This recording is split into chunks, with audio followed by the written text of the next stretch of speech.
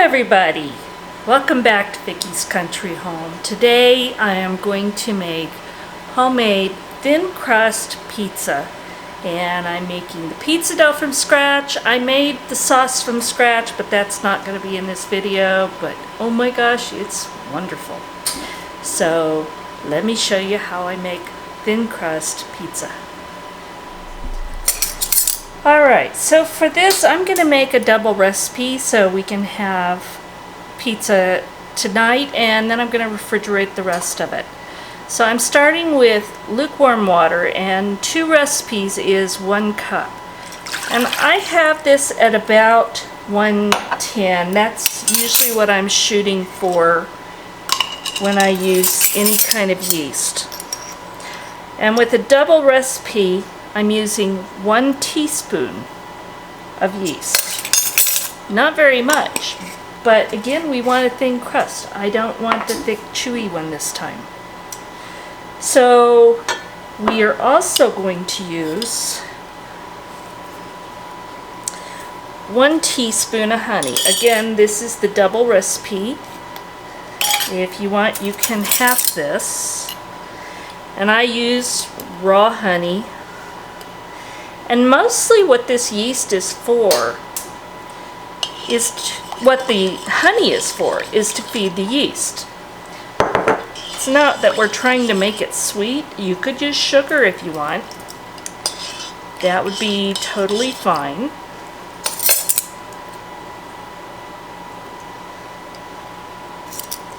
But we're just trying to give the yeast some food. Now we're going to let this sit for 5 to 10 minutes, and I'm looking for this yeast to start blooming. And you'll know when it's blooming because it'll be foamy kind of texture. So I'm going to walk away and let that happen, and then I'll show you the next step. My yeast has bloomed. I hope you can see this. It's just kind of foamy there on the top. And it's still going a little bit, but it's not going to do much more. So now for the double batch, again, I'm making 2. I'm going to add 3 cups of flour, and I don't spoon it, but I just kind of lightly scoop it in there. You don't want to scoop it out because then you get too much. So there's 1.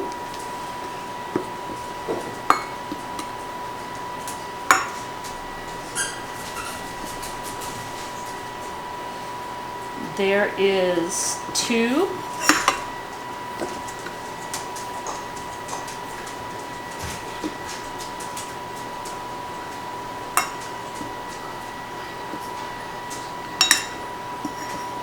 And there is 3. I'm going to add a teaspoon of salt. That's for flavor. So now I'm just going to start mixing it with my spatula. Alright, I've got this mixed together like this. Let me go get my hands wet. Now I'm going to mix it for just a minute, and if it's still really sticky, I will add a little bit more flour, tablespoon at a time. And I think I'm going to need to do that.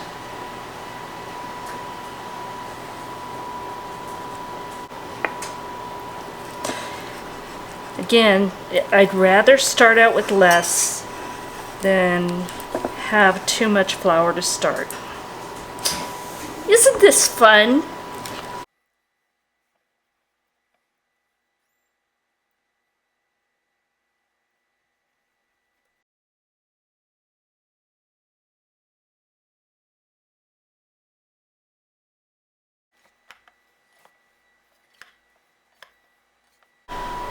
Alright, I've got to tell you, this has probably taken about another cup of flour. And maybe the recipe was written for somebody that scoops flour instead of lightly scooping it into the measuring cup. But it used a lot of flour.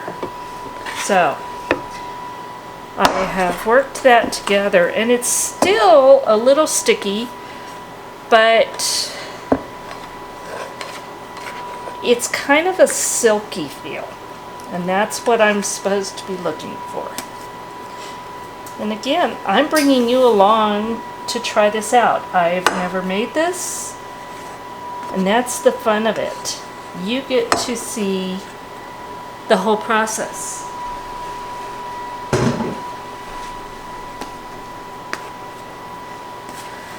Okay. So you really want a well-floured board.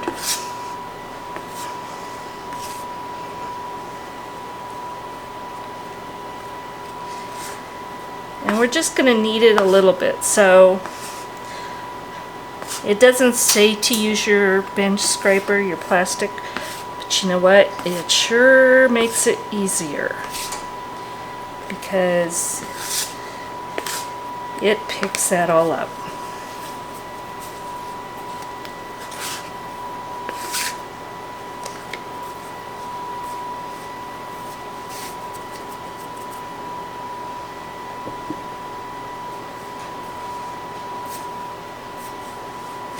But again, we don't want a tough dough, so we're not going to overwork this. We're just going to get it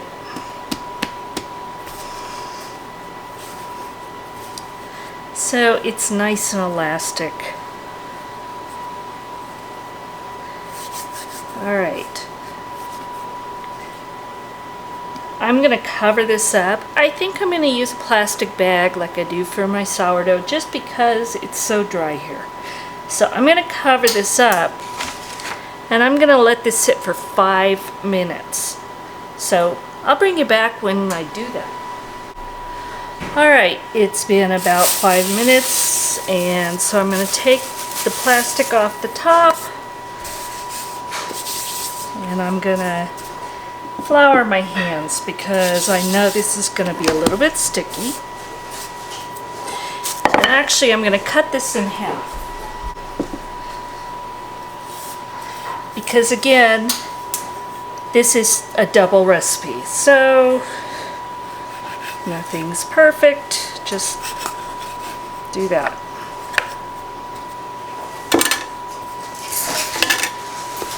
Alright, let's get that good and floured.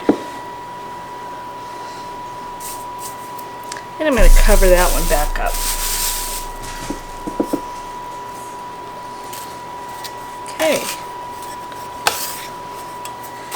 Want to make sure that this board is very well floured before I start to roll it out.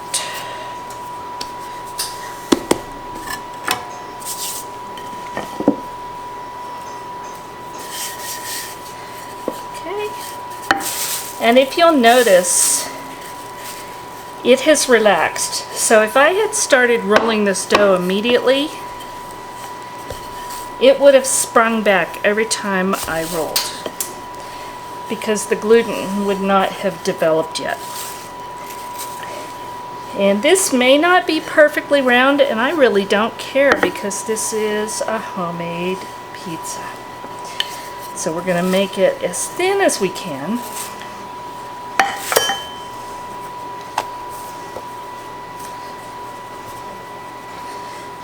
And use all the flour that you need because you do not want this to stick.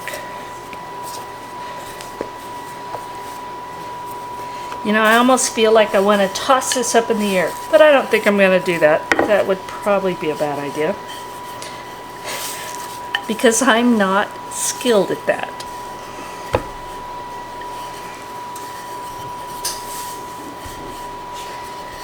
Okay, you do the best you can on this, and again, it's not going to be round, although it's not too bad. All right. Lightly flour it because I'm going to move this to a pizza peel.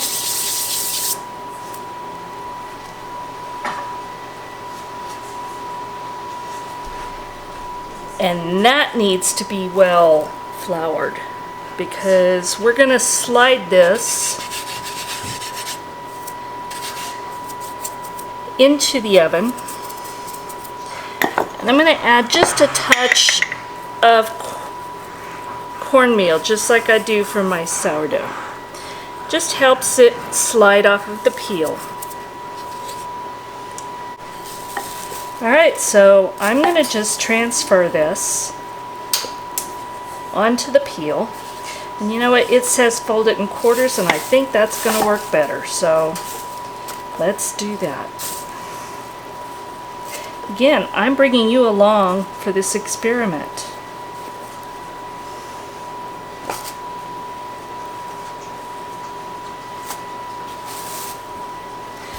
There we go. All right, we're going to quickly add my sauce. Add some sauce. And we're not going to add a ton, just a little bit. I think I want a spoon to spread that with.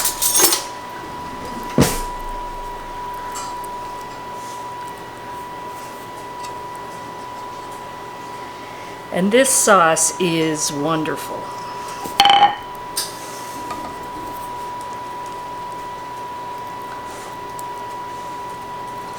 You want to work quickly because you don't want this to stick to your peel.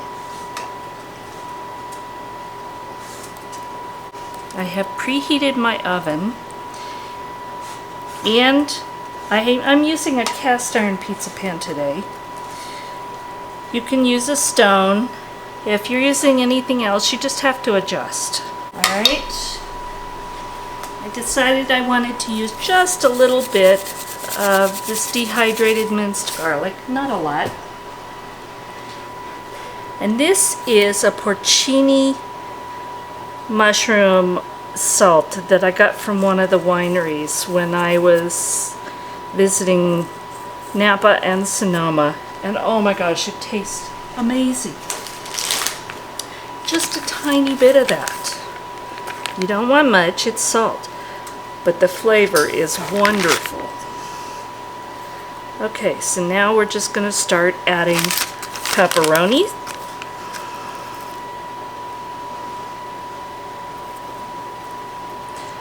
And again, we don't want to add too much because this is a very thin crust. So, not a good idea to overburden it. I'm going to fast forward through this. I'm just going to add some organic canned mushrooms and some sliced black olives to this. And then once I get this in the oven, then I will add the cheese so I don't have that extra weight.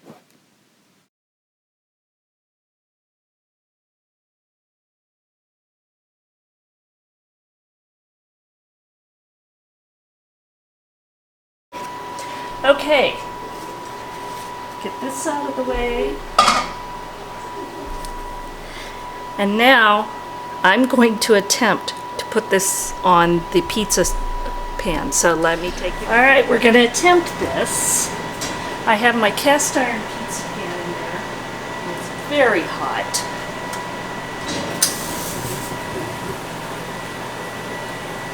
But I've got to get this off of here.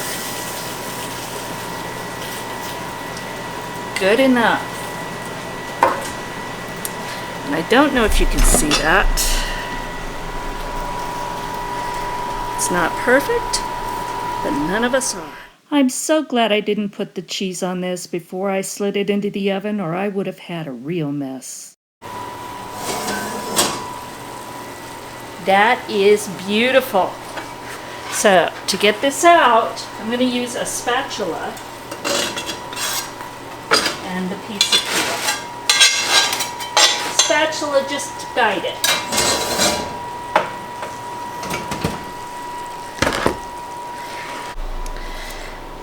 Alright, so the edges are a little bit bigger, and that's mostly because when I threw it in there, those kind of folded over. But feeling the thickness of the actual crust, it's a thin crust. So let's slice this thing up.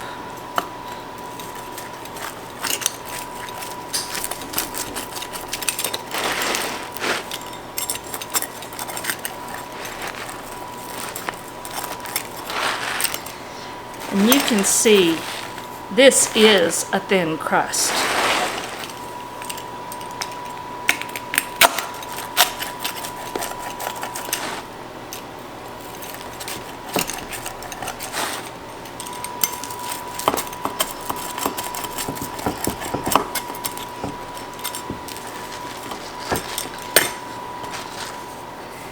Look at that. That is a thin crust pizza, and it's nice and crispy. I don't think I can show you underneath. Let me put a bit of fresh grated Parmesan cheese on that, because fresh grated Parmesan is going to absolutely make that better. Look at that. Doesn't that look wonderful? Let's taste.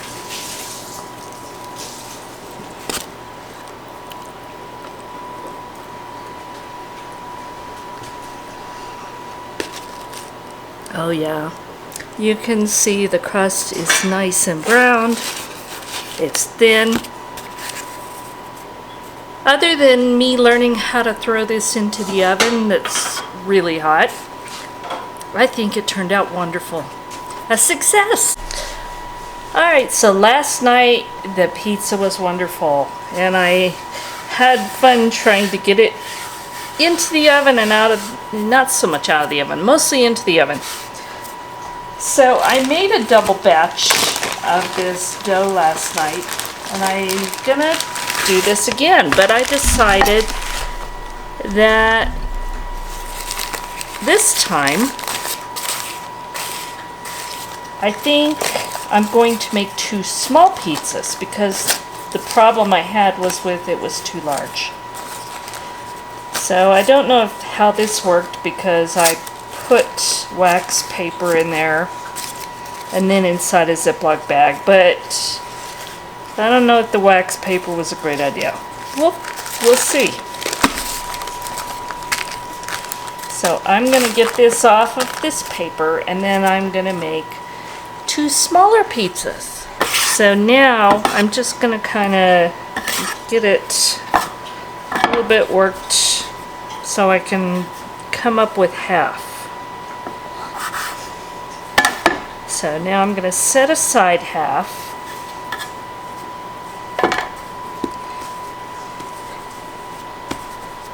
And now I'm going to roll this out. And I have my oven heating up, and instead of the cast iron pan, which worked great by the way, I am going to this time use baking stones.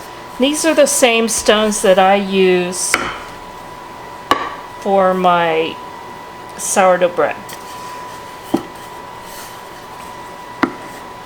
And you know what? I think this needs to rest some more, because it's springing back too much. Alright, let's try this. I don't know how this is going to work. You know, this is that old Lucy, I love Lucy thing. Let's see if you can move the pizza dough around.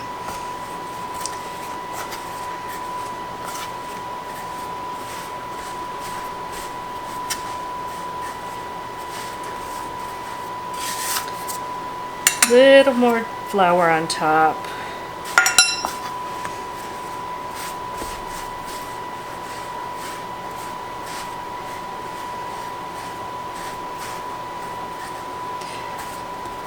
Alright, let me get my pizza peel floured and we'll make this pizza. Well, I've done a fast forward of making these small pizzas just because you've already seen this. Just this is much smaller in size, so I didn't want you to have to sit through the entire process. So just sit back and enjoy this fast forward version that came out so much better. I'm just really pleased with it.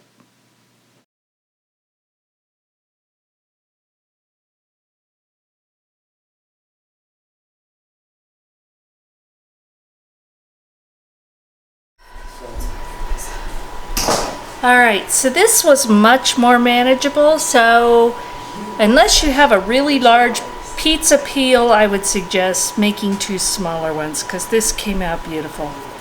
So we're gonna enjoy. Thank you so much for watching Vickie's Country Home, and if you like this video, please subscribe and give me a thumbs up.